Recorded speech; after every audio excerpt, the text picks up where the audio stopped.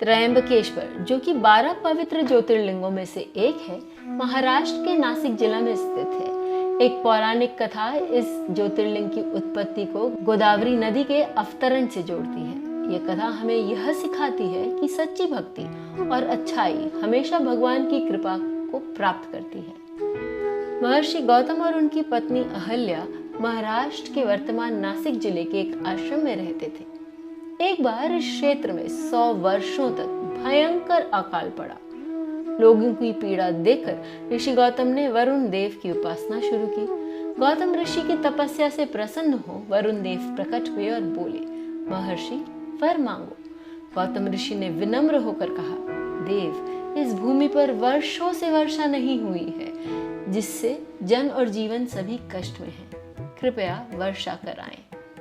वरुण देव बोले, हे महर्षि, मैं देवताओं की आज्ञा के विरुद्ध जाकर यहाँ वर्षा नहीं कर सकता, कोई अन्य वर मांगो। गौतम ऋषि बोले, यदि आप वर्षा नहीं कर सकते तो मुझे ऐसा दिव्य अविनाशी जल कुंड प्रदान करें जो सदा के लिए इस भूमि को संचित करे। वरुण देव ने प्रसन्न हो भूमि में एक गड्ढे को दिव्य जल से भर दिया। ऋषि गौतम ने उस जल को लोगों में वितरण करना शुरू किया और धीरे धीरे वह क्षेत्र फिर से समृद्ध हो गया। महर्षि गौतम के आश्रम में कई ब्राह्मण और ऋषि भी निवास करने लगे। एक दिन उनकी पत्नियों के उकसाने पर वे ऋषि गौतम से क्रोधित हो गए और उन्हें अपमानित करने की योजना बनाई। उन्होंने भगवान गणेश की आराधना की ताकि वे गौतम ऋषि को अपमानित करने में उनकी सहायता करें। गणेश जी उनकी तपस्या से प्रसन्न हो प्रकट हुए और वरदान मांगने को कहा। ऋषियों ने कहा कि वे गौतम ऋषि को अपमानित कर उन्हें आश्रम से बाहर निकालना चाहते हैं। गणेश जी ने कहा, जो तुम मांग रहे हो वह अधर्म है, लेकिन वे ऋषि अपने क्रोध में अंधे हैं और अपनी बात पर अड़े थे। गणेश जी बोले, जो तुम्हारी प्रार्थना है वही होगा, जो नियति है वही घटित होगी, और अंतर्धान हो गए। इसके बाद गणेश जी एक गाय का रूप धारण कर ऋषि गौतम के खेत में प्रकट हुए और फसल खाने लगे। गौतम ऋषि ने जब ये देखा तो उन्होंने गाय को भगाने के लिए घास की एक गठरी फेंकी। जैसे ही वो घास गाय को छुई, वो गाय वहीं गिर पड़ी और मर गई। गौतम ऋषि स्तब्ध रह गए। उन्होंने गाय को मारने का पाप अपने सिर पर लिया और दुखी हो गए। अभी अन्य ऋषि व उनकी पत्नियां दौड़कर आईं और गौतम ऋषि पर गौ हत्या का आरोप लगाते हुए उन्हें आश्रम से निकाल दिया। गौतम ऋषि और अहल्या दुखी होकर कहीं दूर चले गए और नया आश्रम बनाया, लेकिन अन्य ब्राह्मण वहां भी पहुंच गए और उन्हें किसी धार्मिक कार्य में भाग लेने से रोक दिया। गौतम ऋषि ने विनम्रता से क्षमा याचना की और प्रायश्चित का मार्ग पूछा। ऋषियों ने कहा, ब्रह्मगिरी पर्वत के 11 बार परिक्रमा करो, फिर गंगा को यहाँ लाकर उसमें स्नान करो। 1 करोड़ मिट्टी के शिवलिंग बनाओ और भगवान शिव की पूजा करो। गौतम ऋषि ने सब नियमों का पालन किया। उन्होंने पत्नी अहल्या के साथ मिलकर मिट्टी के शिवलिंग बनाए और श्रद्धा से शिव जी की उपासना की। शिव जी प्रसन्न होकर अपने गणों के साथ वहां प्रकट हुए और बोले, मैं तुम्हारी भक्ति से प्रसन्न हूँ, वर मांगो।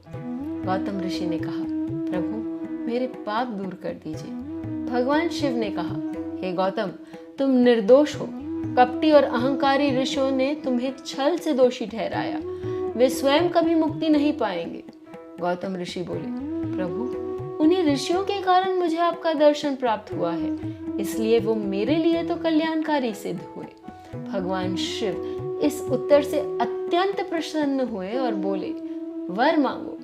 गौतम बोले, यदि आप मुझसे प्रसन्न हैं तो गंगा को यहाँ लाकर इस क्षेत्र के सभी प्राणियों का कल्याण कीजिए।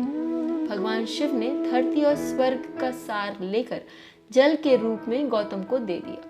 यह जल गंगा देवी का रूप लेकर एक सुंदर देवी के रूप में प्रकट हुई।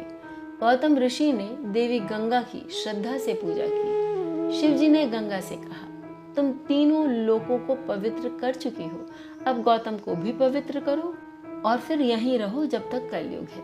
गंगा देवी बोली, हे महादेव, मैं तभी धरती पर रहूंगी जब मेरी महिमा अन्य सभी नदियों से अधिक होगी और आप अपनी पत्नी अंबिका और गणों सहित यहाँ निवास करेंगे। शिव जी बोले, हे गंगे, तुम धन्य हो, मैं तुमसे अलग नहीं हूँ, मैं यहाँ तुम्हारे साथ ही निवास करूंगा।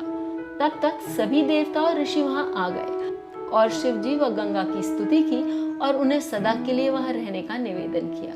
भगवान शिव और देवी गंगा ने भक्तों की प्रार्थना स्वीकार की और वहीं सदा के लिए निवास करने का वचन दिया। ऋषि गौतम द्वारा लाए जाने के कारण गंगा उस क्षेत्र में गौतमी और बाद में गोदावरी के नाम से प्रसन्न हुई। वहीं पर स्थित है त्र्यंबकेश्वर मंदिर, जहां त्र्यंबक ज्योतिर्लिंग का प्रकाशमय रूप आज भी स्थापित है। इस मंदिर की विशेषता यह है कि यहाँ का ज्योतिर्लिंग एक गुफा में स्थित है और इसमें 3 मुख हैं जो भगवान शिव, विष्णु और ब्रह्मा जी का प्रतिनिधित्व करते हैं। इस कारण यह स्थान त्र्यंबकेश्वर यानी 3 देवों वाला भगवान कहलाता है।